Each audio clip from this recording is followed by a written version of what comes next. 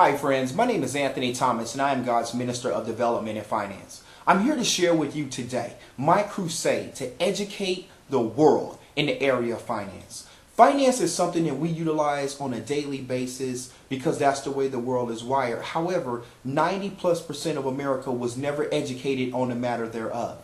We are utilizing finances in different transactions. We're paying bills. We're buying and purchasing merchandise, cars, things of that nature. However, a lot of us are not educated on how the financial infrastructure of America works. More so, we know how to exchange our finance that we bring in from one hand to the next, thus never seeing it again in our life. And that's just the way that the world is wired. The world is wired today to enhance consumerism. Consumerism is just virtually purchasing and consuming items throughout your entire life. Now, I know for a fact that there's no possible way that we can get away without purchasing items nowadays. We have to have items for personal care. We have to purchase items for, food, different things like that to take care of ourselves. However, the lack of knowledge thereof in the way that finance operate is destroying us even in those things like that. Because oftentimes we're purchasing items for costs way above the markup cost and we have no idea what it is that we're doing. We're just doing it because it's just a part of what we were taught. The majority of people are consumers because they were programmed to be consumers. We were programmed from day one to consume. Even when our parents would give us a little money and the first thing we wanted to do was what? Run down to the corner store. When I was younger, there was a corner store and purchase penny candy. Now, I know I may be telling my age, but hey, I've been around for a while. And we would run down to the store and we would purchase penny candy. But what were we training ourselves even back then to be? And that is a consumer. Now, I'm not trying to say that the word consumer is bad or consumerism is bad. But what I think that makes it bad is when we're not educated on the subject matter, when we're not educated on what it is that we're doing, but we're constantly doing it. That's what makes it bad. It is the behavior that I'm here to point out today that makes it an issue. So what do I mean by that? There's a statistic that I want to share with you that states that 98% of America is either dead or dead broke by the age 65. 98% of America is dead or dead broke by the age 65. Due to modern medicine, man and mankind is living a lot longer than they used to. Thus now, what's happening is that we have a lot of our seniors and a lot of individuals that may have gotten injured on their jobs and have to early retire is moving into retirement with little to no money saved. And unfortunately, that's just the way it is. However, we are in position to do something about it. I have launched a new training. It's called Power to the Consumer. We need to start by educating ourselves in the area of finance, the areas of money, the areas of credit. We need to understand interest rates. We need to understand how these things work because it is detrimental that we do.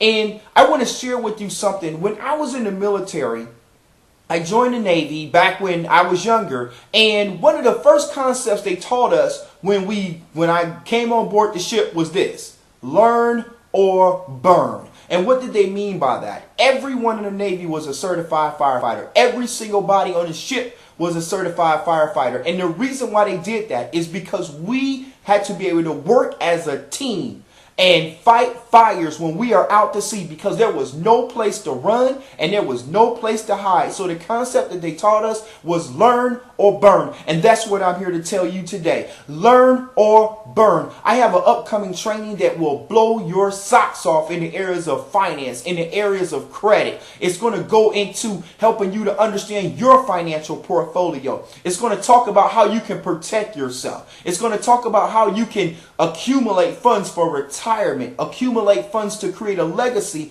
for you and your family. It's going to go into funding your retirement because we're at a point right now that the old school ways of funding retirement is pretty much going away. There's companies after companies that are doing away with their pension plans. There's a lot of things that are being done away with, and we're no longer in a position right now as a people that we can ignore what's going on right now in America. We can no longer ignore this. We have to stand up as a people and to do something about it. One of the things that I'm realizing right now is that as consumers, we have power. A lot of us, we go along with our daily activities and things like that, and we get a little discouraged because of the way things look in America. We get a little discouraged because of what we're reading in the newspapers and what we're seeing on the news. We're hearing that the economic situation or the economic structure in America is rebounding. However, it's rebounding kind of slowly. We are, aware of so many people right now that are currently unemployed. A lot of those are family members that have been unemployed so long that they have just given up on looking for a job. The thing that we have to understand is that being a consumer, you are a strong piece of the puzzle. Even though big business try to make it look as if they don't need our business sometimes, they try to make it look as if, we're just merely consumers, quote unquote. In a lot of memos that came out by big business, they look upon us as peasants. So you're just a peasant over there, and when we get to you, we'll get to you, but you need our service more than our service need you. And that is far from the truth, because I'm gonna give you an example. If all of us stop doing business with Sprint, then Sprint will go out of business. If all of us stop doing business with AT&T, then they will go out of business. If everyone just wake up one day and say, you know what, I'm not paying PG&E, PG&E will go out of business, because it goes back to the basic equation of economics: supply and demand. As the consumer, we have a demand, the companies have the supply. One cannot exist without the other. In order for that model to work and that equation to work, both must coexist together. So with that being said, if you take the consumer out of the picture, then you just got a product. And if that product's not moving, if that product's not selling, then that company will no longer be able to sustain itself.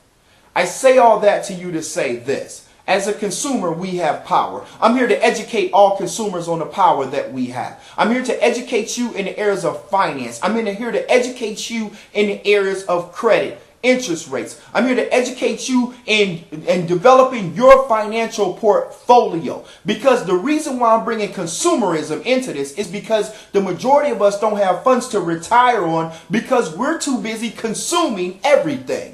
We're consuming, and we're not saving. We're not preparing for our future. We're not leaving an inheritance to our children. I tell a lot of individuals that I counsel on a daily basis in the area of finance this, and it's this right here: if you're not developing a company for yourself, if you're not taking the time to develop some type of financial legacy for you and your family, then the least thing you should have is a life insurance policy. A lot of us see life insurance policies as being an expense. We see it as being a bill. But let me tell you something. The majority of people will never reach a point where they pay into a life insurance policy what they get out of it. So let me give you a prime example. A young person can actually start $1 million life insurance policy for about $300 a month. We'll just say that that person is 20 years old when they start that policy.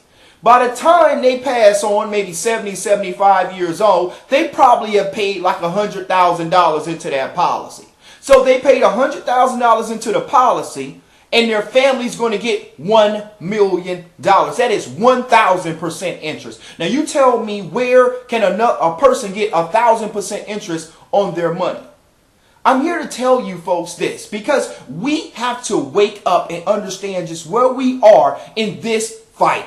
It's because right now the rich is getting richer and the poor is getting poorer. But the only way the rich is getting richer is because of our lack of knowledge in the areas of finance. Let me tell you, debt is big business. And a lot of people won't try to tell you that, but debt makes the world go around. It is time for us to stop waiting for our country to help us out, and we start doing the necessary things that we need to do to help ourselves out, to learn and practice the right behaviors that's going to lead to financial empowerment versus financial destruction. And the first area that we need to start in is to transition our mind from being a consumer to a producer. We have to come to understand that one of our most valuable assets is our money. I understand where Dr. Al Sharpton was saying when he said we have to take control over our dollars. It is very important that we take control over our dollars,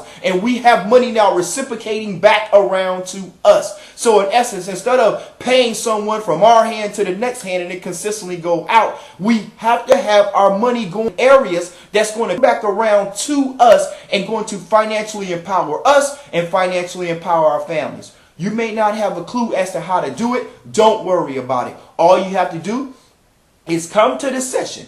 Come to the session. Thank the individual that invited you to the next empowerment session that we have coming up. We are going to show you how to enhance your financial IQ, and we're going to show you how to live, and not just live, but live the life that you were appointed and that you were anointed to have.